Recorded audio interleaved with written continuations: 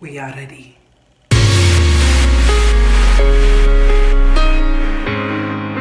Okay guys, so now we are going to be doing our Bentonite clay mask, and this is the Bentonite clay that I use.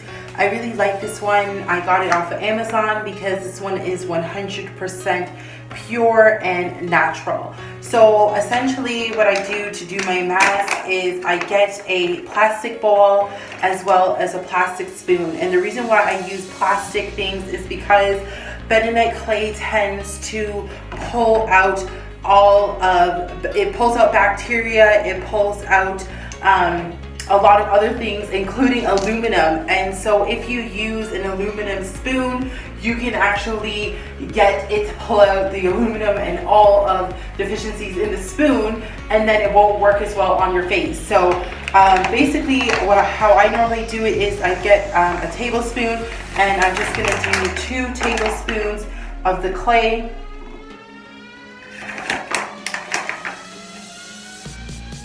I put it in my bowl.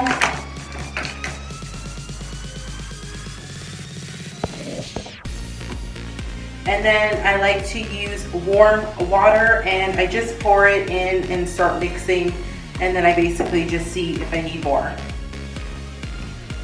And it also really depends on how thin you want your clay.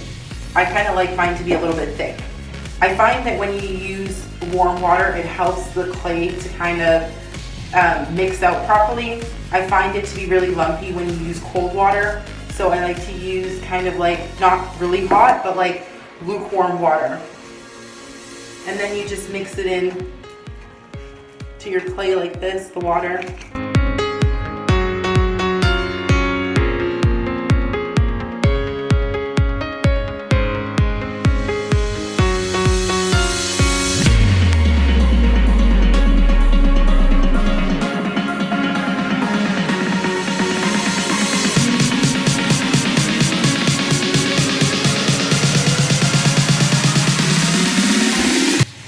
Okay, so basically this is the consistency that I have. Like, you could continue to add in more water and get it smoother than what I have it. Although, like, for me, this is okay because when I do it, I rub it around in my hands first and then put it in onto my face. So this consistency is kind of okay for me. But you could definitely get it more smoother and a little bit less thick if you wanted to by just adding in more water. Not gonna lie, it does take quite a bit of time to mix it and turn it into a clay. As you can see, this is like quite a bit, so 2 tablespoons is quite a bit, but I normally would seal this container and I would just keep it to use for another day. But if you're just using it for a one-time use, I'd probably say even a half of a tablespoon with some water would be enough just for a one-time use. So now I'm going to go ahead and apply this on my face. So the very first thing that I always like to do, I do this mainly in the night or first thing in the morning, the clay. And what I like to make sure I do is have a fresh face, so no makeup or anything on. And then I normally like to tie my hair back because it does tend to get into your hair, which is not necessarily a bad thing because it's actually pretty good for hair as well. But because I'm not really in the mood of trying to wash out clay out of my hair, I'm just going to put this on. So basically what I do is I just grab the clay, I grab a bunch, probably about this much, at least for now. I'm gonna rub it around in my hands, and then I just basically rub it into my face in circles, making sure that I am getting everywhere except for obviously in my eye and on my mouth. I like to rub it in circles.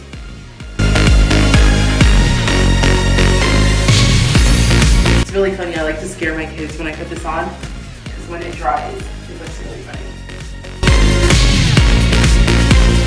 So again, even with the application, it just really depends on how thick you want it. I typically like it to be pretty thick on my face. Not saying that that works any better if it wasn't really thick on the face, but that's how I typically like to do it.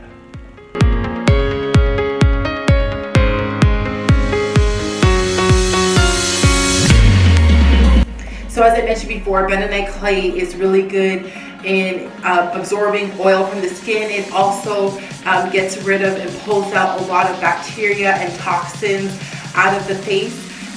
It is derived from minerals such as calcium and magnesium, and it actually comes from the volcanic ash. So now that I've applied it, basically what I do is I just wait for it to dry.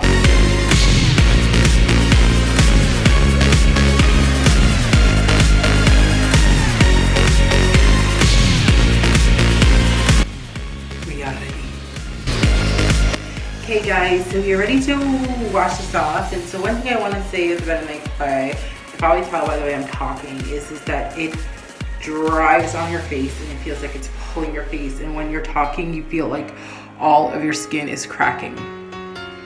So as you see those spots right there, those are a little bit spots that are still a little bit wet, but I think we're ready to wash it off now. So when I washed off, I just typically use warm water and just put it on my face, rubbing it around, and just basically try to get everything off.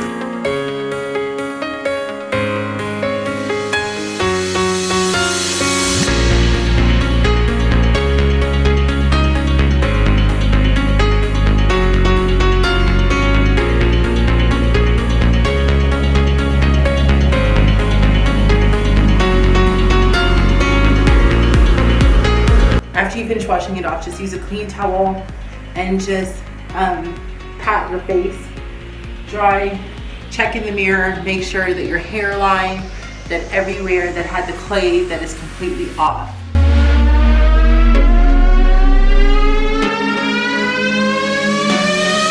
Honestly, I really love bentonite clay because it leaves your face literally feeling so clean. I've used cleansers before in the past and all different kinds of things, and this is the one thing that I find just leaves my face feeling so clean.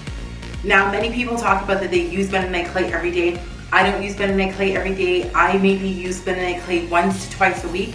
In between, I use just a regular cleanser. I'm using a new one from Taza. That one's been working pretty okay, but nothing I find cleans your face like bentonite clay. So after you've patted your face dry, then you can go ahead and use whatever moisturizer that you would typically use. Normally I have this skin butter that I make, basically using shea butter, vitamin E, and a bunch of other oils, and I normally blend it into a butter. I don't have any made right now, so what I did was just quickly whip up just a one-time use butter. And basically what I used to do that was shea butter. This is the brand that I use because it's organic, and I just like this brand. I use it, it's the same brand that I use for the bentonite clay, I believe.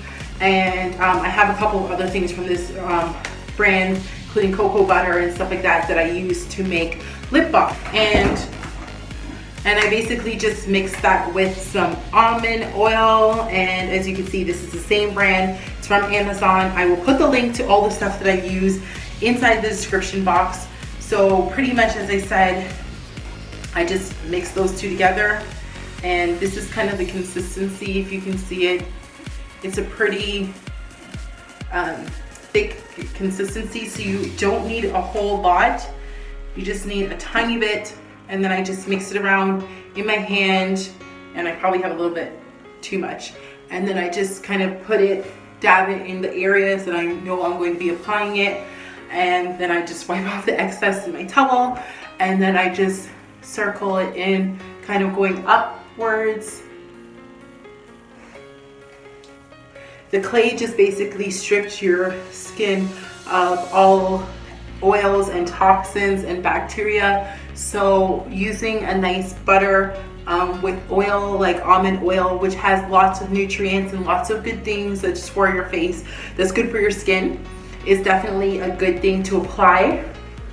And honestly, literally using this shea butter and almond oil, just this simple thing, will leave your face feeling moisturized for the whole day, I'm telling you. All the things that I use that will be in the description box, that you can order them off of Amazon. And if you do try any of these things, let me know how it works for you. So guys, remember, it's very important for you to take care of yourself, take care of your body inside and outside. And so let's make sure that we're doing these things.